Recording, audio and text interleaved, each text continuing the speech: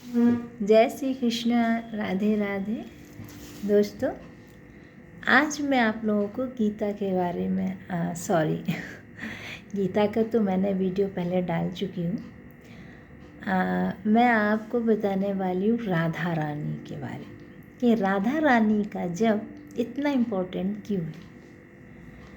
तो मैं तो कृष्ण कृष्ण जपती थी, लेकिन जब से मुझे मालूम पड़ा तो मैं राधे राधे जपने लगी हूँ।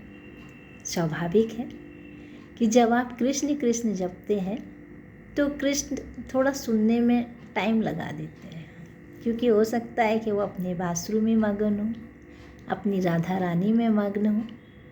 लेकिन जब हम राधा राधा जपते हैं तो उन्हें लगता है ऐसा कौन है जो राधा राधा जप रहा है, राधा राधा तो मैं ही जपता हूँ। तो वो शायद जल्दी सुन लेते हैं कि ज़रा मैं भी तो देखूँ कि कौन राधा राधा जप रहा है। चलिए, तो दोस्तों, राधा रानी के जप इसलिए इम्पोर्टेंट है क्योंकि सबसे पहले तो मैं आपको परिचय बताती हूँ कि राधा है क्या। आप जानते हैं राधा सब कुछ है। राधा अनंत है, आदि है, पूरा ब्रह्मांड है।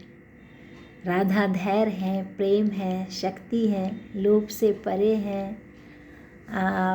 विश्वास है, क्षमा है, दया है, एवरीथिंग। मतलब मैं बता नहीं सकती। आपने दुर्गा सप्तशती पढ़ा होगा तो उसमें देवी के सौंदर्य के बारे में लिखा है, उनकी बॉडी के सहारे एक एक चीज़ के बारे में इतना सुंदर वर्णन है, मैं बता नहीं सकती। एक रोम के बारे में भी है, एक सुंदरता के जो उनका वर्णन करा है, तो उनका तो वर्णन अवर्णनीय समझिए।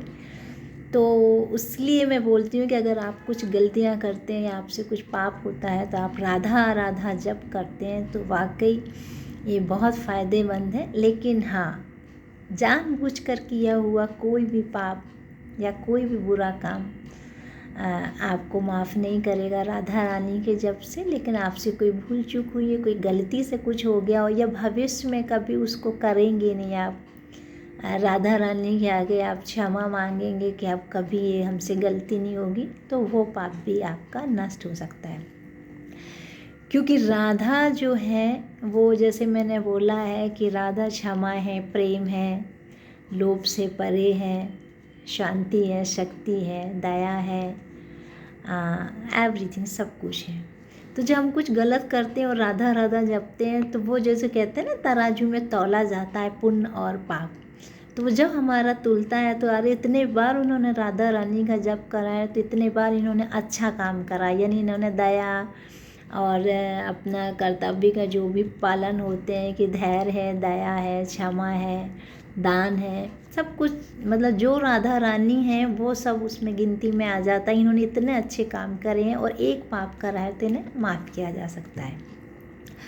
और एक और ख़ास बात ये है कि राधा रानी का जो जप इसलिए भी इम्पोर्टेंट है क्योंकि भगवान ने भी अपनी एक पॉलिसी बनाई हुई है दोस्तों। उस पॉलिसी में एक बारीकी सी लाइन डाल दी है जो हम सब नहीं पढ़ पाते हैं। आपने देखा होगा LIC की पॉलिसी, देखा होगा RTO वालों के पास इनकी भी एक पॉलिसी, मतलब हर कंपनी की अपनी एक पॉलिसी है, चाहे वो सरकारी हो या प्राइवेट हो।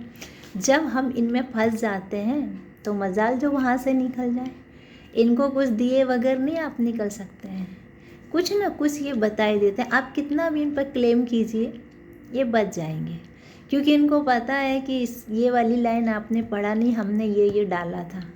तो इतने बारीकी से कोई नहीं पढ़ता। आप कितने भी बड़े दयालु हो, कृपालु हो, आप सीना ठोक के कहते हैं मैंने किसी को मारा नहीं, पीटा नहीं, या मैंने किसी के साथ कोई गलत नहीं किया, मैं बहुत बड़ा दयालु हूँ, मैं बहुत दान करता हूँ, या मैं बहुत बड़ा क्षमालु हूँ, सबको क्षमा करता हूँ, या मैं सबको खुशियाँ देता हूँ।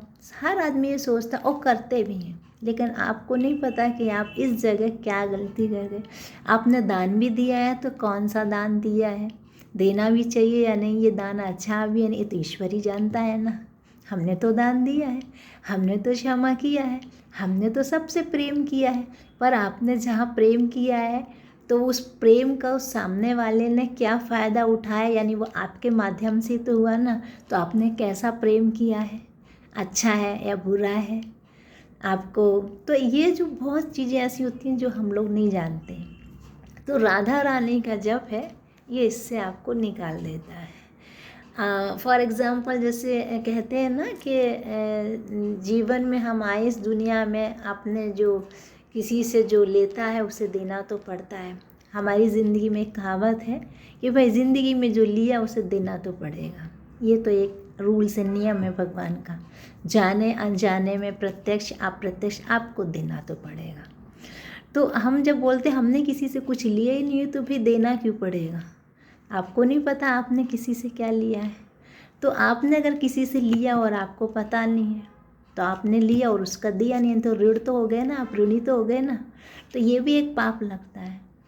तो जैसे मैंने बोला, मैं एग्जाम्पल बता रही हूँ, जैसे पेड़ है, आप पेड़ के फल खाते हैं और आप उनकी हवा भी लेते हैं, उनकी छाया भी लेते हैं। तो जब हम पेड़ से लेते हैं तो रिटर्न में क्या देते हैं उनको? कुछ नहीं देते हैं ना। भाई देना चाहिए ना। आप हर आदमी पेड़ नहीं लगा सकता दोस्तों। अगर पेड़ लगा लिया तो हो सकता है उसके पानी की व्यवस्था नहीं है, वो पानी नहीं दे सकता, इसलिए वो पेड़ नहीं लगा सकता। तो हर आदमी, आजकल तो मल्टियाँ बन रही हैं, आप लोग देख रहे हो, तो बड़ा मुश्किल है पेड़ पर्सनल हम लोग जो लगाए नहीं लगा सकते। तो पेड़ लगाना भी ज़रूरी है, वो हम नहीं कर सकते, तो वो एक पापी है ना। भाई जिसके हम फल खा रहे हैं, जिसकी हम हवा ले रहे हैं, तो उसको हम क्या दे रहे हैं? ना हमने पेड़ लगाए, ना हमने पानी दिया, और फ्री में सब कुछ ले लिया। तो जब आप मर के जाएंगे ना तो एक ऋणी तो है ना। तो इस ऋण से भी राधा रानी का जो जप है वो आपको बचाता है। तो एक ऐसी पॉलिसी, मैंने बोला ना कि आप जब भगवान के यहाँ जाओगे और बोलोगे मैंने सब कुछ अच्छा करा, तो आप उसमें इतनी सारी त्रुटियां भगवान निकाल देंगे, तो आप देखते ही रह जाएंगे। तो जो राधा रानी का जप है इसलिए इम्पोर्टेंट है। आपसे जाने अनजाने में कोई गलती होती है, कोई चूक होती है, तो ये मंत्र आपको उससे निकाल देगा और आपको मोक्ष मुक्ति तो मिल ही जाएगी जब आप जपेंगे। तो आप प्लीज़ जपिए राधे राधे राधे राधे राधे राधे। जय श्री कृष्ण। राधे राधे। Thank you.